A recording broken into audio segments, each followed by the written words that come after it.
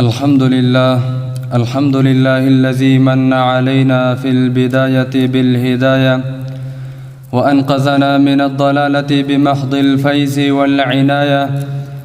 والصلاة والسلام على رسوله هو الوقاية عن الغوايا، وعلى آله وأصحابه ذوي الرواية والدراية، صلاة وسلاما لا غاية لهما ولا نهاية. أما بعد، فقد قال الله تبارك وتعالى في كتابه العزيز بعد أعوذ بالله من الشيطان الرجيم: بسم الله الرحمن الرحيم. ألف لام ميم. أحسب الناس أن يتركوا أن يقولوا آمنا وهم لا يفتنون. وقال النبي صلى الله عليه وسلم: أشد الناس بلاء الأنبياء ثم الصالحون ثم الأمثل فالأمثل. والناس يروون عن خبيب رضي الله تعالى عنه أنه قال حين يقتل: ولا أبالي حين أقتل مسلما، ولا أبالي حين أقتل مسلما على أي شق كان لله مصرعي. صدق الله العظيم وصدق رسوله النبي الكريم. أولا السلام عليكم ورحمة الله تعالى وبركاته. ثانيا في مجلسنا هذا أساتذتي وعلماء وطلاب أجياد مني، فلا أناسب أن أتكلم في وجوههم، لكن الأمر فوق الأدب. ګرانو طالبانو، د آیات او د حدیث د موضوع مطابق غواړم د مؤمن او د مسلمان د ابتلا په اړه یو څو مختصرې ویناوې درته عرض کړم. محترمو مسلمانانو، ایمان راوړل، مسلمان کېدل او د توحید کلمه ویل دا یوازې یو کلمه نه ده چې سړی په خوله ووایي چې ما کلمه وویله بس دا د خولې خبره ده. څوک چې ځان ته د مؤمن او د مسلمان نسبت کوي، بلکې دا یو عقیده ده چې انسان په زړه کې ساتي. هر کله چې دا د خولې ژبه او د کلمې یو معنا نه ده، بلکې یو عقیده ده. که دغې عقیده باندې څوک اوسي نو هغه انسان حتما په ژوند کې د ابتلاءاتو لاندې راځي. الله تعالی مصیبتونه، تکلیفونه، زندانونه، سختۍ، د خلکو دښمنۍ، شهادتونه، له وطن نه پردي کېدل، له وطن نه شړل کېدل، دا هر څه د دې عقیدې لاندې پراته دي. چې کله هم څوک ځان ته وایي چې زه مؤمن یم، دغه ابتلاءات به مني. ځکه الله تعالی فرمایي په خپل کلام کې چې تاسو تنها په دې نشئ خلاصېدلی چې زه مؤمن یم او نور به ختمه وي خبره. حتما به امتحانونه راځي. که چېرې دا د خولې یوه کلمه وه چې په خوله ویل کېده او دا عقیده نه وه، اوس به د مکې هغه مشرکان ټول مؤمنان ول. اوس به په مکه کې د مشرکانو ذکر نه کېده. موږ به نن په کتابونو کې دا نه لیکله چې د مکې مشرکانو دا وکړه د رسول علیه السلام سره، له وطن نه یې وشړه، په طائف کې زخمی کړ، په احد کې زخمی کړ، په بدر کې جهاد ورسره وکړ، رسول علیه السلام یې وربړاوه، ملګري شهیدان کړل. هغه به ټول مؤمنان ول. خو هغوی پوهېدل چې د دې کلمې شاته غټه فلسفه پرته ده. که چېرې دا کلمه ووایو موږ، نو بیا به موږ ظلم نشو کولی،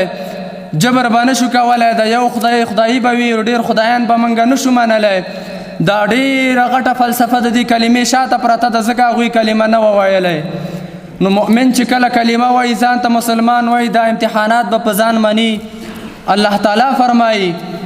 احسب الناس ان يتركوا ان يقولوا آمنا وهم لا يفتنون. مفسرین وی اظن الناس ان يتركوا بمجرد قولهم آمنا وهم لا يختبرون وهم لا يختبرون. آیا دوی به وی همدا ګڼلی وي چې موږ به هم په دې خبره باندې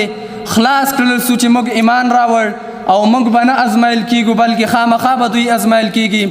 الله تعالی ازمایښت راولي د دې لپاره چې مؤمن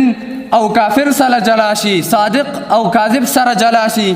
د حق او د باطل ترمن تمیز راشي. دا امتحان د دې لپاره ده. امام مقاتل رحمه الله د دې آیات په شان نزول کې فرمایي، سو شان نزول دي خدایو فرمایي وي د بدر په جهاد کې د عمر رضی الله عنه آزاد شوی غلام محجا بن عبد الله رضی الله عنه د بدر لومړنی شهید د دی چې کله جنگ ته وړاندې کیږي د مقابل لوري نه د عامر په نامه یو نفر غشی واروي او دی ولې شهید کیږي رسول علیه السلام فرمای دته لقب ورکوي وی د سید الشهدا مهجا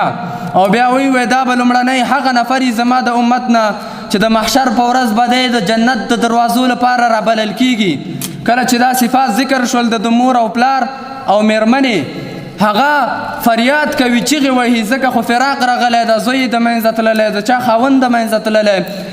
الله تعالی فورا آیاتونه نازلوي و آیا تاسو خاص په دې ځان خلاصوي چې موږ ایمان راوړ شهادتونه به نه وي جدایي به نه وي تکلیفونه به نه وي نه هېڅکله دا عقیده مه لرئ چې موږ ته به زخمونه نه راځي مشکلات به نه راځي دا مشکلات په انسان باندې په دنیا کې راځي تر ټولو سخترینه مشکلات هغه په انبیاء او په رسولانو راځي رسول علیه السلام فرمایي اشد الناس بلاء الانبیاء تر ټولو سخترینه امتحانونه په انبیاء راځي ځکه چې هغه د الله تعالی اقرب ترین بندگان دي څومره چې د ایمان مرتبه لوړوي هغومره امتحان سختوي ثم صالحون بیا په صالحانو راځي ثم الامثل فالامثل بیا درجه په درجه دغسې په هر مؤمن باندې امتحان او ابتلا راځي محترمو طالبانو دغه ابتلاعاتو ته صحابه غاړه ورکړې وله امام زموږ